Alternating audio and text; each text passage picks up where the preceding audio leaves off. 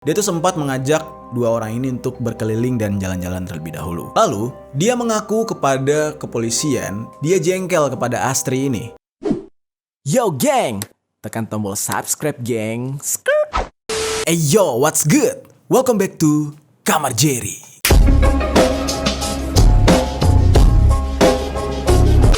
Geng, hari ini kita akan membahas sebuah kasus yang lagi viral gitu ya. Lagi-lagi ini berhubungan dengan cowok yang bernama Randy. Gue bingung gitu ya, kenapa sih ini yang namanya Randy lagi ada kasus mulu nih dalam beberapa waktu ini ya. Ada Randy yang kemarin kasusnya sama Novia, kali ini Randy dari NTT kasusnya tentang pembunuhan gitu kan. Nah terus muncul beberapa jokes dari netizen-netizen juga tentang orang-orang yang berakhiran di namanya gitu ya. Ada Teddy, ada Dodi, ada ada Randy dan Randy sama tanpa panjang lebar lagi, gue langsung mau bahas hal ini. Ini merupakan sebuah kasus yang sangat memilukan sebenarnya. Ini sangat menyedihkan gitu ya. Masyarakat NTT gempar dengan sebuah kasus pembunuhan ibu dan anak gitu. Nah, dimana ini terjadi pada bulan November lalu tahun 2021 ini. Dan kasusnya itu benar-benar menjadi tanda tanya gitu bagi masyarakat di Nusa Tenggara Timur sana. Nah, cerita awalnya adalah jasad dari seorang ibu yang bernama Astri dan anaknya yang bernama Lyle ditemukan oleh seorang pekerja yang bernama Obed Negobenu. Nah, dia adalah seorang pekerja operator eskavator yang sedang menggali pipa untuk instalasi air bersih gitu ya. Kejadian ini terjadi di Penkase Oleta, Kecamatan Alak, Kota Kupang. Nah, pada awalnya penemuan jasad ini malah dikira penemuan bangkai hewan.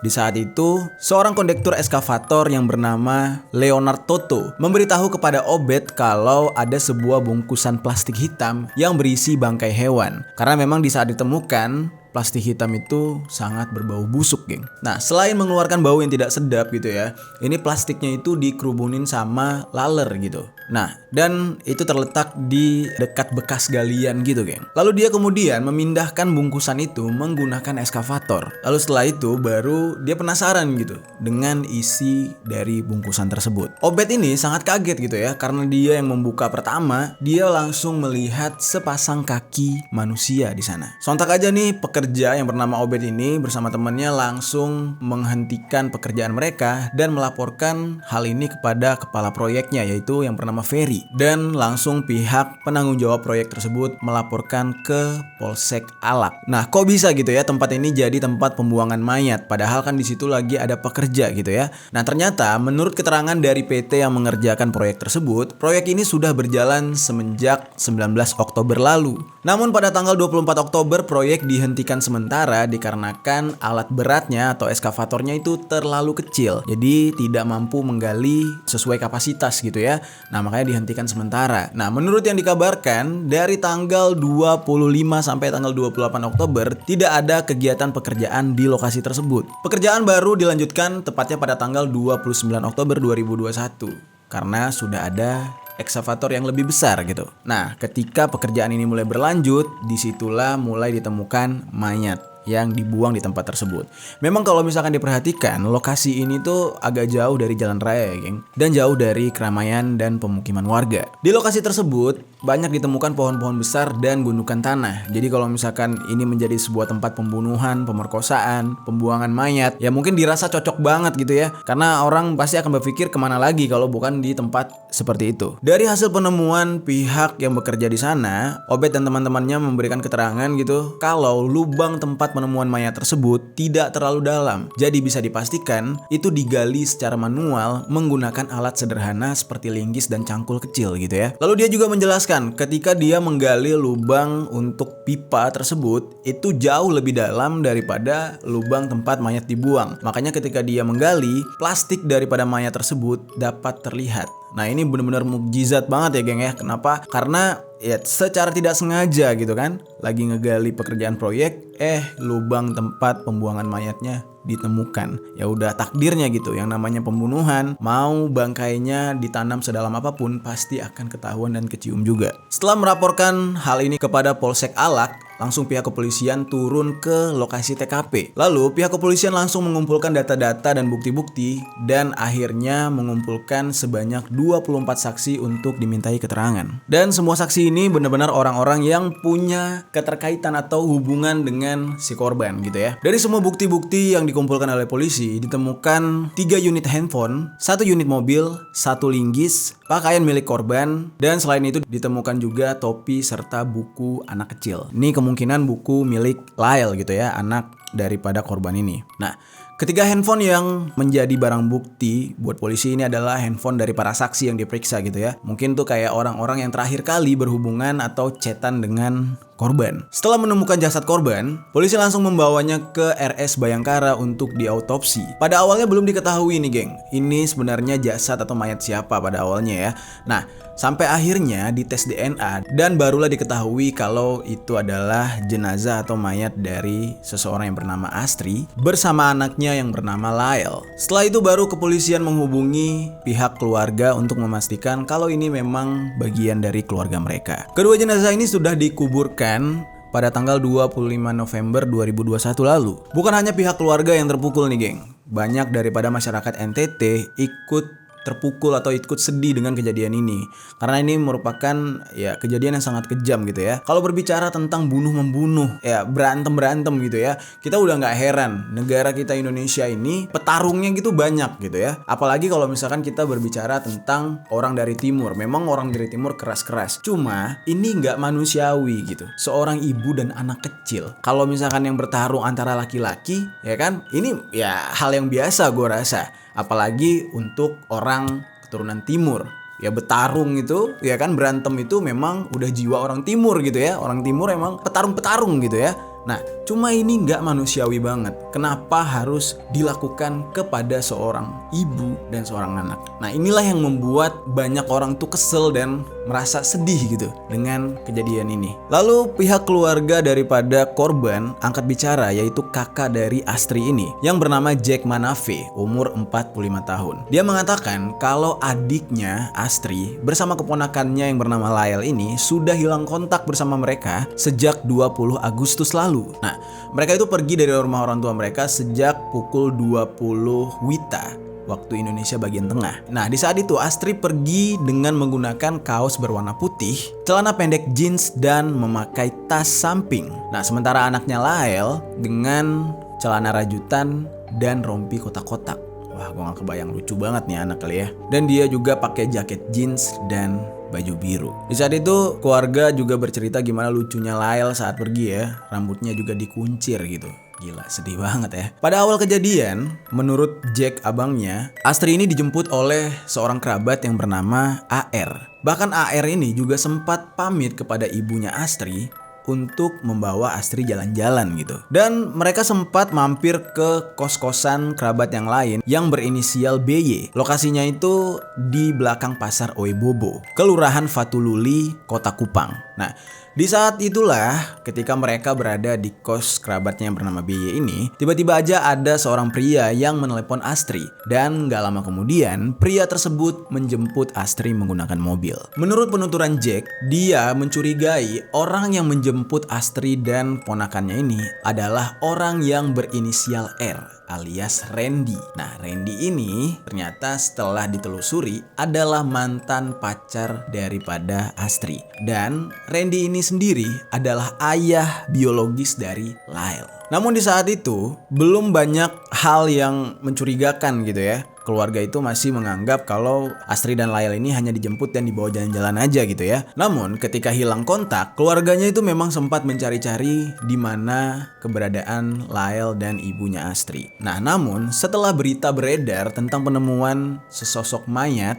yang di saat itu memang wajahnya tidak diketahui ya itu siapa. Nah, keluarga dari Astri ini itu tidak menduga atau tidak sampai pikir gitu kalau itu adalah Astri dan Lyle. Karena memang kondisi mayatnya itu cukup hancur di bagian mukanya. Nah, barulah setelah itu geng, hampir 3 minggu lamanya, pihak kepolisian melakukan autopsi terhadap mayat tersebut. Akhirnya identitas daripada mayat tersebut baru diketahui. Dan nama panjang daripada korban adalah Astri Evita Suprini Manafe, berumur 30 tahun, dan anaknya Lael Makabe. Makabe apa Macabe gitu ya, bacanya kayak gitulah tulisannya. Pihak keluarga memang pada awalnya sudah yakin sekali kalau ini dibunuh oleh orang terdekat. Ya, kecurigaan pertama kepada dua orang temannya tadi yang menjemput dia, yaitu AR dan BY. Nah, walaupun menurut keterangan AR dan BY, ternyata Astri setelah itu dijemput oleh seorang pria. Nah, pihak keluarga mengingat lagi gitu ya, kalau Astri ini mempunyai anak itu hasil hubungan berpacaran dengan seorang pria yang bernama Randy. Nah, Astri ini memiliki seorang pacar di saat itu yang bernama Randy. Dan Randy inilah ayah dari Lael, dan di saat mereka berhubungan, ternyata Randy ini sudah mempunyai istri dan anak. Jadi ibaratnya itu almarhum Astri ini bisa dikatakan selingkuhannya Randy. Pada awalnya, Astri ini sempat bekerja di perusahaan konsultan. Sampai akhirnya dia harus berhenti dengan pekerjaannya tersebut dan berjualan makanan melalui internet dikarenakan dia sedang mengandung Lael. Baru kemudian Astri ini melahirkan Lael dan tinggal bersama orang tuanya. Nah, kejadian ini sempat mengecewakan masyarakat NTT karena menurut masyarakat penanganan dari pihak yang berwajib sangat lama. Sampai-sampai warga NTT beramai-ramai menyerbu Bang Hotman Paris untuk meminta bantuan secara hukum dari Bang Hotman Paris. Memang nggak semudah itu, geng, untuk mengungkap sebuah kejadian gitu ya. Apalagi mengungkap kasus pembunuhan, nggak bisa sembarangan nuduh. Nah, di situ juga Bang Hotman meminta masyarakat untuk tetap sabar dan menunggu perkembangan kasus ini dari pihak kepolisian. Sampai akhirnya nih, geng, semuanya pun terkuak setelah Randy yang tadinya dicurigai sebagai pelaku akhirnya menyerahkan diri. Di dalam kasus ini, Randy itu tidak ditangkap karena hasil penyelidikan, tapi merupakan dia itu menyerahkan dirinya sendiri.